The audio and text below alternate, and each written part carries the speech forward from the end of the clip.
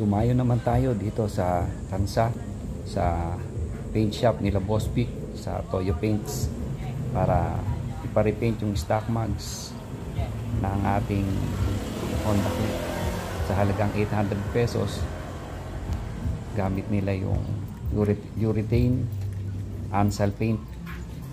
Dahil tayo unang dumating, inuna na kagad gawin yun sa atin.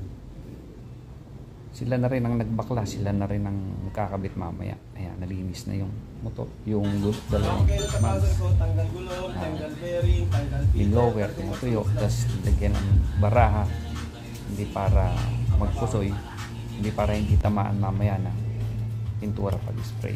O hindi na natin naipakita yung ni-repaint, pero ito na yung finish product, guys. Maghintay lang tayo ng 3 to 4 hours at ayos na yan, guys. Maraming salamat sa inyong panonood.